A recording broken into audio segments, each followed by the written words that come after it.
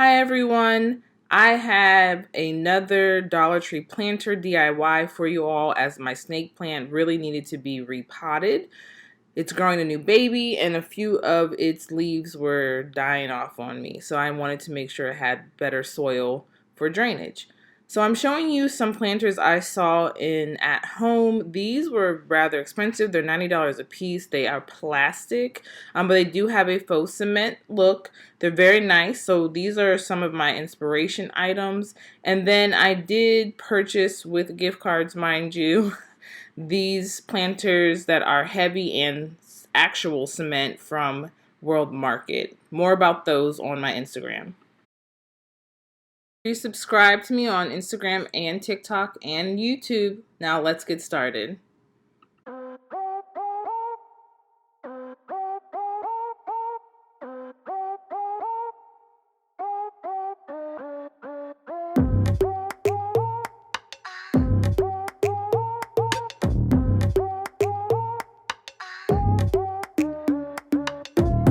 So I'm starting by taking these large Dollar Tree planters. These are from last spring and summer. They were a big surprise to everyone when they first came in. So I hope you have a few left. And I also hope they bring them back this year so you all can partake in this DIY. So the first thing I'm doing is sanding them down. I'm going to be adding joint compound to these, and they are plastic. And I just want to make sure the joint compound sticks to these and doesn't flake off when I'm done. So I'm giving them a very good sanding with a sanding block that I purchased from Dollar Tree.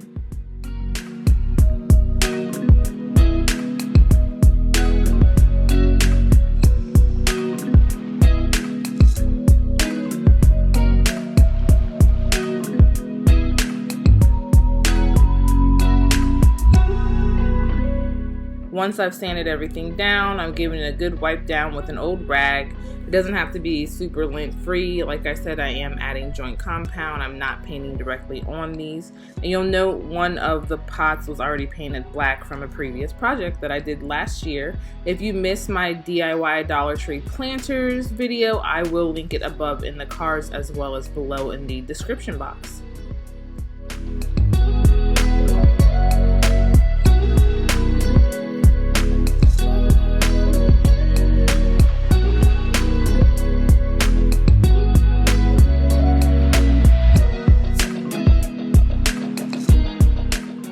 So this is the joint compound I'm using. This retails for between $8.98 and $9.98 at your local hardware store. So this is where you will be putting the bulk of your money. I did use 2 of these. This one I had already opened and used previously. So I'd say you need 1 and maybe 3/4 of a container to cover both of your pots from Dollar Tree. And I'm just smoothing it on, smearing it on. There's no direction or rhyme or reason to how I put this on here. I just know I want it to look very textured. I want it to have a stone appeal. So I'm getting as much off of my tool as possible and then making longer strokes to make it look more like actual stone. And what I like about this joint compound is that it does start off as pink and it will dry down to a white color, which will help you know that it is actually dry so you're not painting on wet joint compound.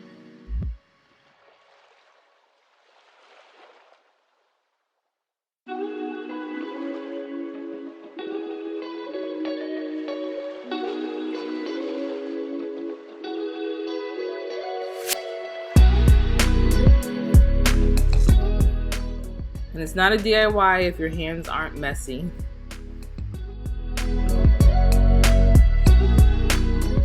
So on another day, I am covering up the plant pot that had already been painted black. Yes, it is late at night, and yes, I am wearing Christmas pajamas. Feel free to judge me, I do not care. So again, just smoothing it on in a relatively thick coat. You want to give these, I'd say 24 to 48 hours to dry, depending on the temperature of your space. I'm in my basement. It is typically very cold down here, especially given the weather we've been having. And it's a little damp down here too because it is a basement in a 100-year-old house. So it did take 48 hours for this joint compound to dry. If you have a drier space, it might take less time.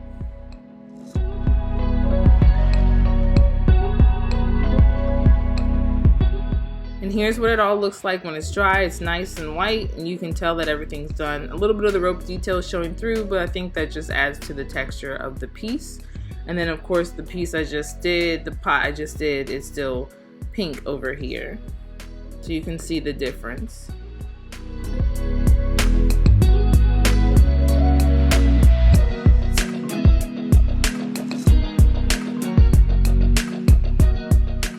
And now I am painting. I did one coat of matte black spray paint. This is the Krylon brand. I believe I picked it up at Lowe's. And so I'm going over it with a second coat of spray paint, and again let this dry for up to 24 hours. You can probably just give it 3 to 4 if you are in a rush to get your project done.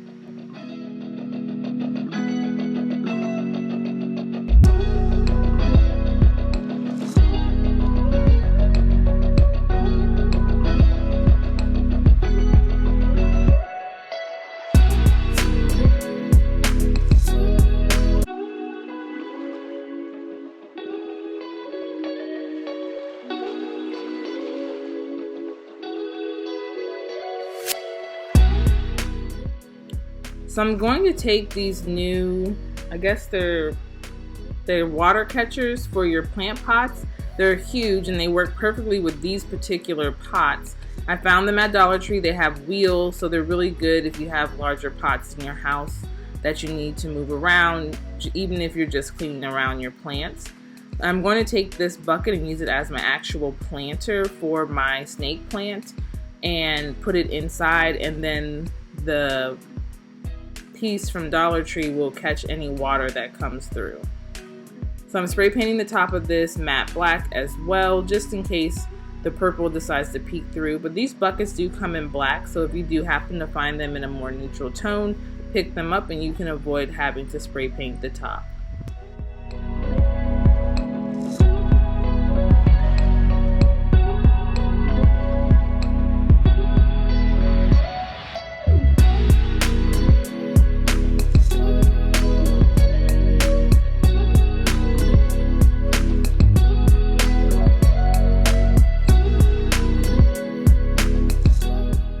So like I did in my first video, I am taking some E6000. You can also use super glue, and you can also use hot glue to help the bond between the two pots go faster. But I'm taking as much of the super glue that I have left and squeezing it onto the pot, and then I will take some E6000 and go around as well and put them on top of each other. Definitely add something heavy to help the glue cure. I just put my power drill, I think, and the rest of the remaining joint compound in the pot to help it cure.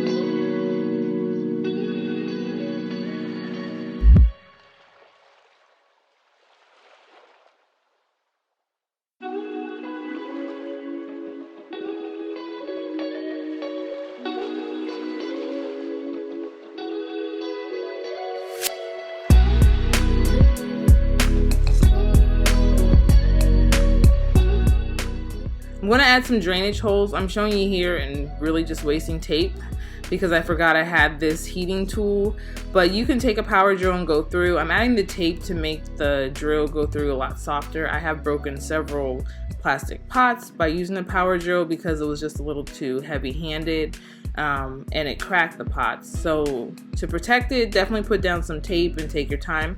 But then I realized I had this heating tool, and so it was much easier to just plug this in, let it heat up, and poke holes into the soft plastic of this particular container.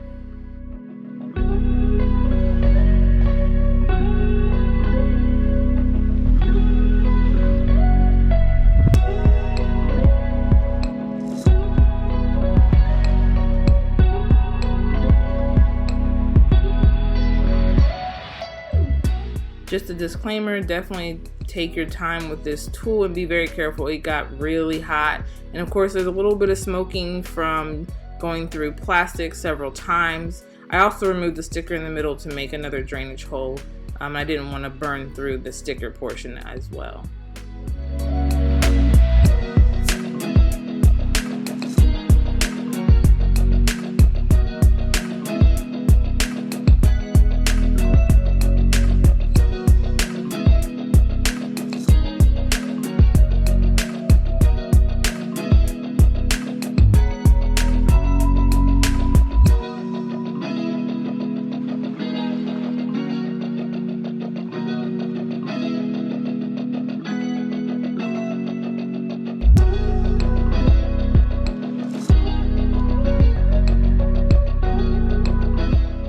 And then just to add some cohesion to my piece once it had dried, I am adding some caulk around the seam, and I will smooth that out and spray paint it matte black as well.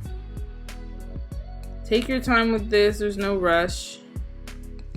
Again, I just went around the seam, and I took a baby wipe, as I've shown you in videos on my TikTok and Instagram at Fluttering Through, where you can just do easy cleanup with a baby wipe, and it helps smooth it out perfectly.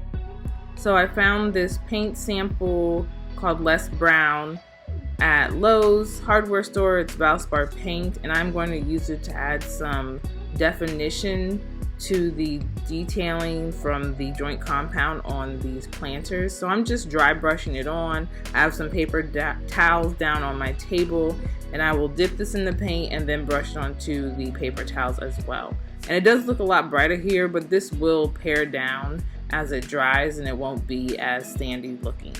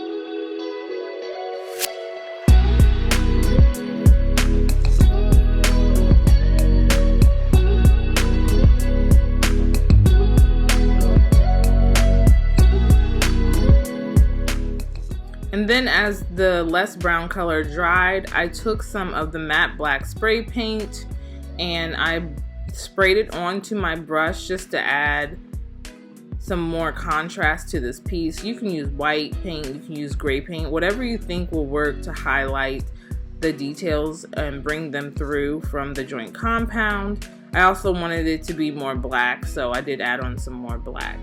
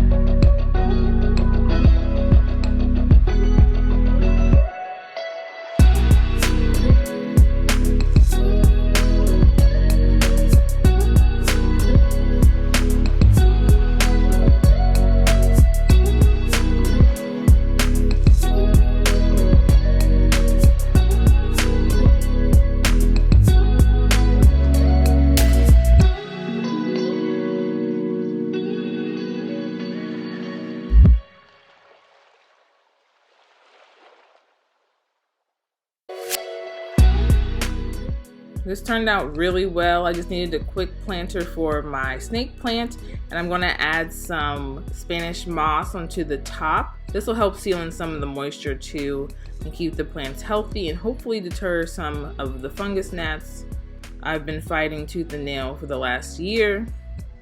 And I got this Spanish moss from At Home. It was $3.99 for a very large bag, and it worked great. Now for the final review.